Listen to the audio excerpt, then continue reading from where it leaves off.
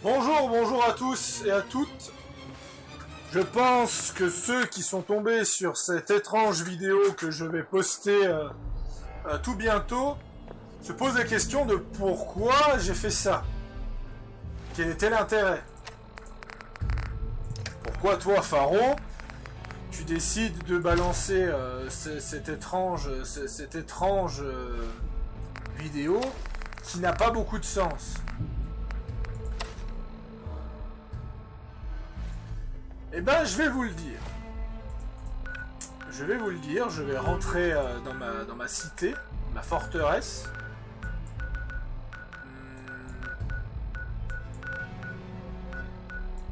Voyons voir, Nuka City.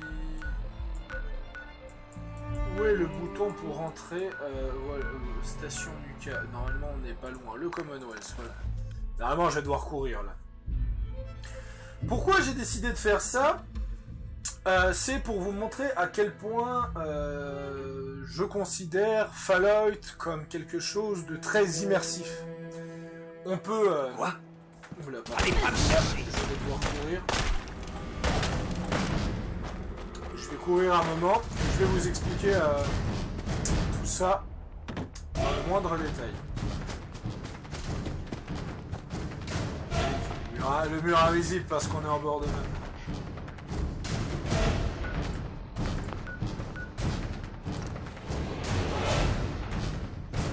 Le souci que j'ai avec pas mal de jeux, notamment avec Cyberpunk, c'est en fait son manque de côté, son manque d'immersivité, son manque d'immersion.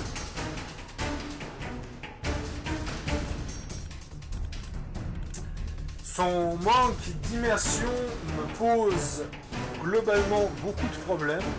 Je vais baisser un peu le son pour bien... Non, je vais faire mieux. Je vais juste mettre une radio. Voilà.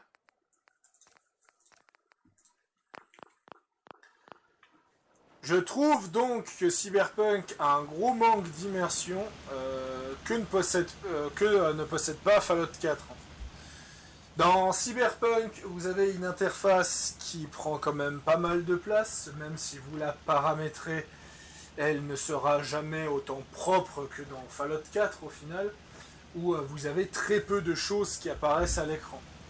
Par exemple, quand vous êtes sur Cyberpunk et que vous avez un endroit spécifique, comme par exemple un marchand ou un endroit, quelque chose à interagir, vous avez toujours une petite icône. Et ça, ce n'est pas désactivable. Ça peut s'expliquer au niveau des implants. Le seul souci, c'est que c'est pas désactivable et techniquement, si c'est des implants, ça devrait être désactivable. Pour moi, c'est ça le véritable problème. Voyons voir.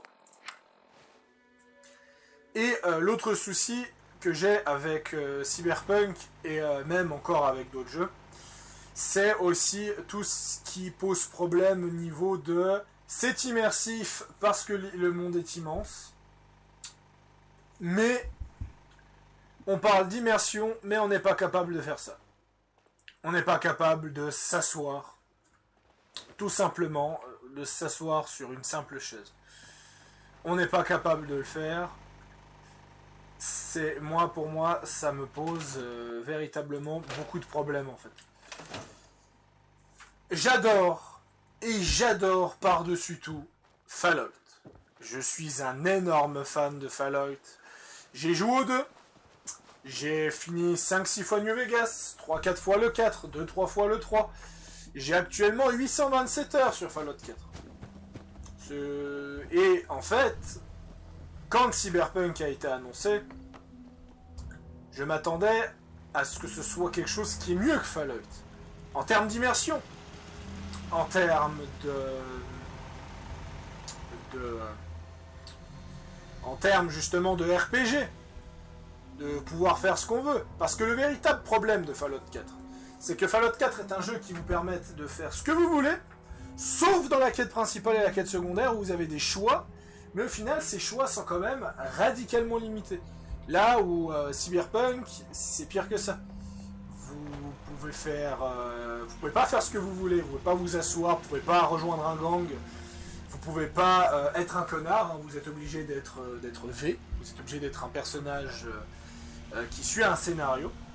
Mais en plus de ça, vous avez très peu de choix dans la limitation scénaristique. Et ça, pour moi, c'est un vrai problème. Alors ça, par exemple, ça pose un peu le souci. Donc, ce que je vais faire, c'est que je vais le mettre ici. On va dire que Fallout 4 va très loin dans sa customisation. Chose que moi, il m'a surpris, c'est que là, vous le voyez en bleu.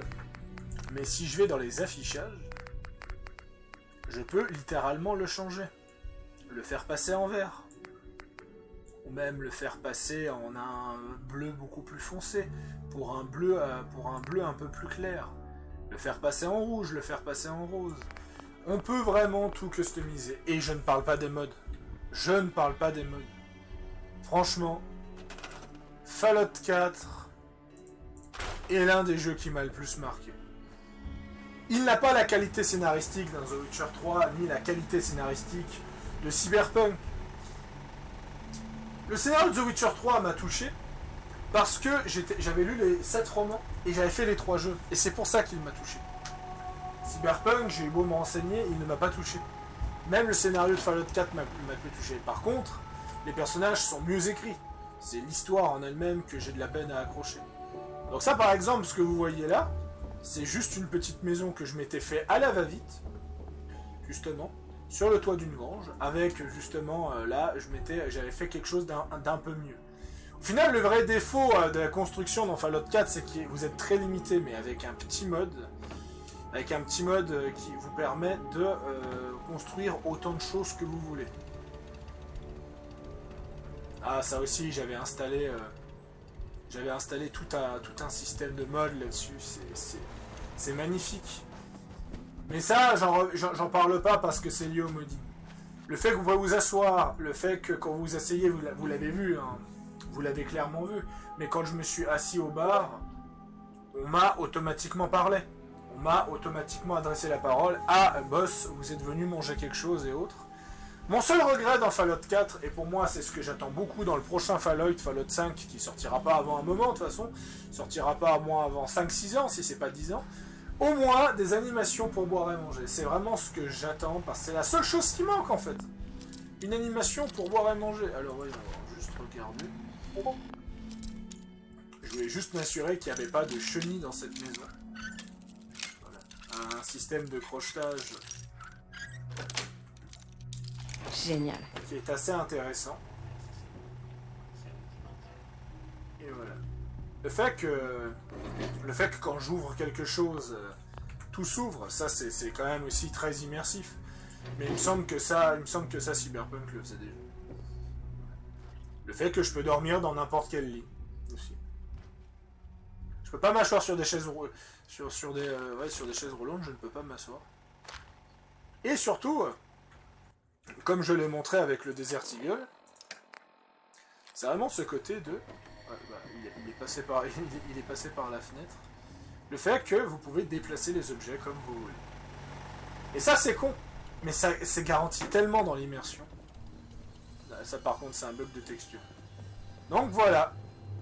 C'est pour moi quelque chose qui me touche beaucoup à cœur. Et j'ai une dernière chose à regarder, c'est un bâtiment. Un bâtiment qui se trouve par là. Voilà. Donc on va aller au siège de Wilson Automatoys. En espérant que ça crache pas, hein, parce que j'ai plus de 200 mods, donc mon Fallout 4 il est instable, mais d'un niveau absolument abusé. Beaucoup plus instable. Cyberpunk souffre d'énormément de problèmes de physique et de ce genre de choses. Même encore à l'heure actuelle, 9 mois après. Mais pour moi, voilà, cette vidéo, c'est clairement... cette vidéo de 15 minutes qui est en train de s'upload, c'est une lettre d'amour à Fallout. C'est une lettre d'amour à Fallout sur ce côté immersif, et j'en referai peut-être d'autres, avec le même personnage. Je raconterai donc l'histoire de Eir, qui s'appelle Eir Cœur d'Acier, qui est une chef criminelle, qui essaie de vivre dans l'univers de Fallout comme elle. Alors.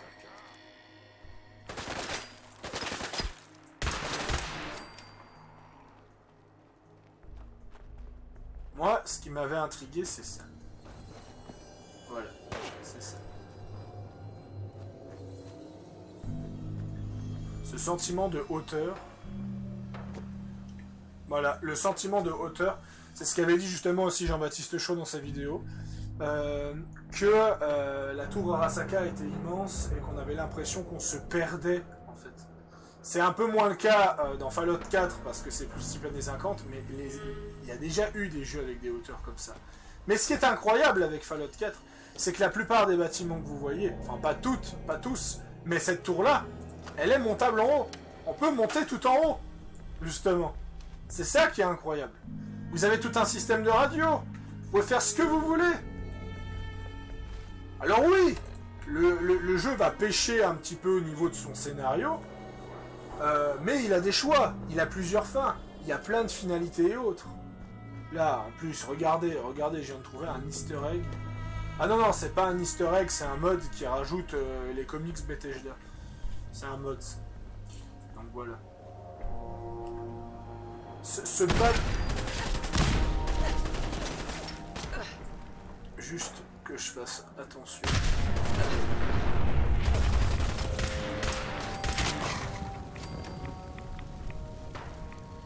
Un personnage est surpuissant de toute façon. Ah, ce sentiment qu'on peut se balader. Regardez, et là je viens m'approcher, je viens de tomber sur une fréquence d'urgence. Et je peux écouter cette fréquence d'urgence pour débloquer des missions. Mais rien n'est obligatoire. Pas comme avec Cyberpunk ou autre. Là par exemple, un autre truc intéressant. Il y a un robot extrêmement dangereux. Qui m'a tiré dessus?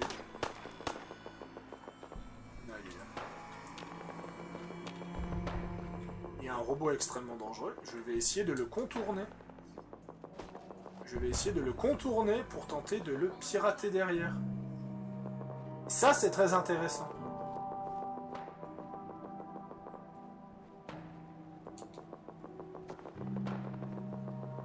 Hop. Et je vais lancer son autodestruction.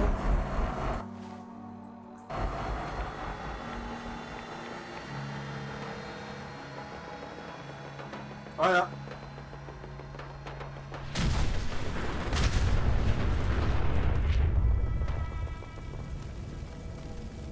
Oh.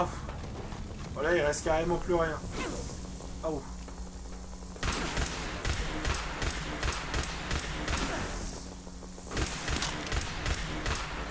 Allez.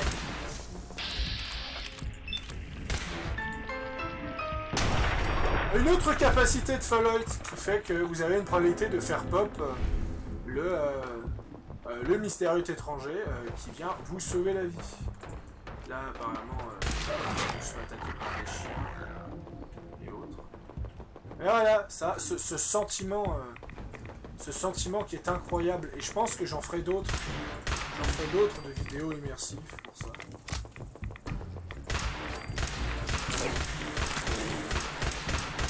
Voilà, on est constamment en danger dans l'univers de Fallout, contrairement à l'univers de Cyberpunk, où j'avais l'impression de ne pas être constamment en danger. Dans Fallout, on est constamment en danger. Vous avez chopé une mutation. Bon, ça c'est propre à un autre mode, où j'ai rajouté les mutations de Fallout 76. Et voilà. Là par contre, il n'y a pas d'escalade et autres. En tout cas, je pense que Cyberpunk sera une référence au niveau de sa... il a quand même une certaine verticalité, même si je la trouve pas terrible. Et voilà. Cyberpunk n'est pas à cracher dessus. Ça, je dirais pas le contraire. Mais en tout cas, une chose est sûre, c'est que Fallout 4 est vraiment le jeu qui m'a marqué. Et c'est pour ça que je n'arrive pas à accrocher à Cyberpunk. C'est parce qu'au final, Fallout 4 fait tout. Pour moi, fait tout en mieux. Sauf au niveau de la verticalité, comme je l'ai dit. Là, par exemple, là, c'est les radars, hein, mais je peux désactiver la chose. Rien m'est affiché, je ne sais pas qu'est-ce qu'il y a là, je dois fouiller par moi-même. Et ça, c'est ce que j'appelle de l'open world. Et là, je trouve une tour relais. Et si je réactive la tour relais, je vais te choper un nouveau message radio qui m'amènera à un nouvel endroit. Je vais terminer cette vidéo. C'est au Starlight Drive-In. Donc, on va aller à la cabane de Gorski. Je vais terminer cette vidéo d'une façon assez simple. Je vais vous montrer ce que j'ai construit avec des mods. Pas juste un bâtiment, un immense bâtiment. Alors par contre, il risque d'avoir peut-être des trucs, on verra bien. Mais bon, c'est des trucs. Vous verrez ce que je vais dire. Alors c'est normalement c'est là.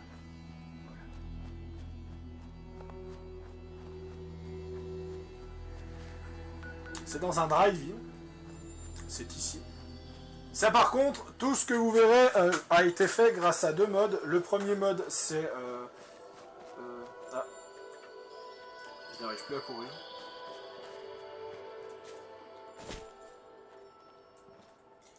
Des fois il y a des bugs sur Fallout 4. Je n'arrive plus à courir. Ah voilà, c'est bon. Et ici... il y a un drive-in, et en fait, avec le mode...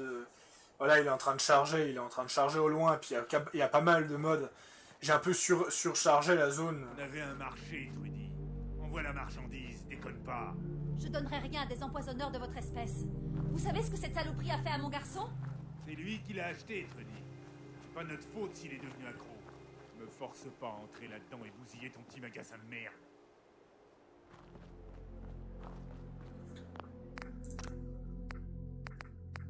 Au pire, je rechargerai, c'est pas le problème. Donc voilà, il y a quelques petits trucs qui déconnent parce que j'ai surexagéré par rapport à la zone. Mais en tout, il y a 3 modes permet de faire ça, permet de faire un bâtiment pareil. Le place Eruirer qui permet de placer en fait des endroits même s'il y a des petits glitches. Le mode qui retire la limite de construction, ainsi qu'un mode qui rajoute... ah, j'ai plus le nom de ce mode.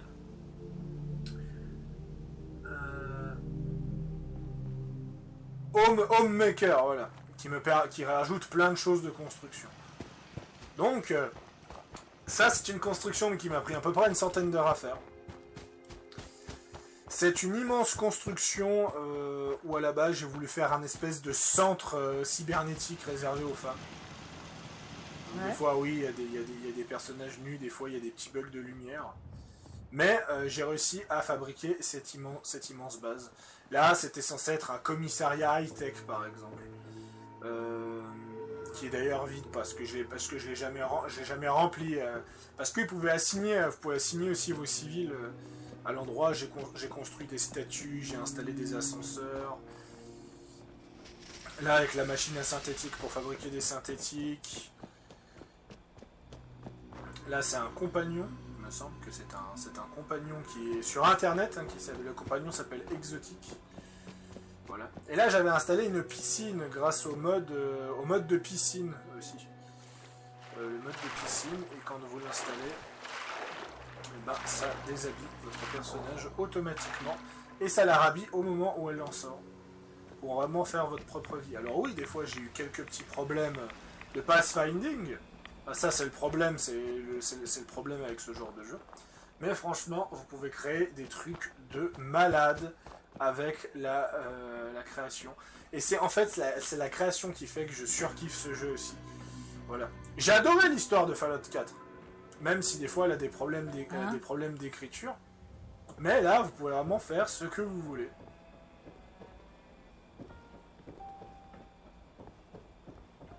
Oula.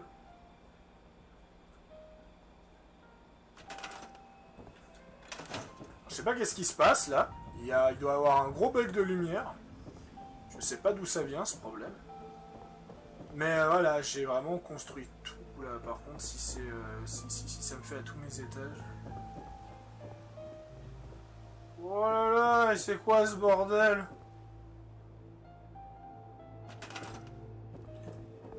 Faudra que je voie ça, hein, parce que c'est problématique ça. Et je m'étais vraiment amusé à créer des trucs de fou. Et à faire en sorte vraiment de faire un espèce d'immense immeuble de 12 étages avec plein de choses à faire dedans. C'est vraiment un travail qui m'a pris énormément de temps à faire. Et je ne l'ai pas terminé. Et comme vous pouvez le voir, il est quand même pas mal vide, il manque pas mal de civils. Parce que je ne l'ai pas fait dans cette partie, mais je l'ai fait dans une autre partie. Et c'était quelque chose qui était quand même vraiment incroyable. Un plus de la capsule VR qui me permet de me téléporter à d'autres endroits. Voilà. Et avoir une vue immense à travers tout ça, avec une ambiance de folie. Bref. Voilà, c'est pour ça que franchement, Fallout 4 est pour le moment l'un de mes jeux préférés. Peut-être que The Witcher 3 m'a plus ému pour son scénario, mais celui qui m'a ému pour son gameplay, pour ses possibilités de RP, pour son immersion, pour une ambiance de folie, ça a été vraiment Fallout 4. Et j'espère que Starfield me mettra dans le même effet. Sur ce, les amis, on se dit au revoir, et je vous dis à la prochaine, et je ferai sûrement d'autres épisodes avec Eir Cœur d'Acier. A plus tout le monde.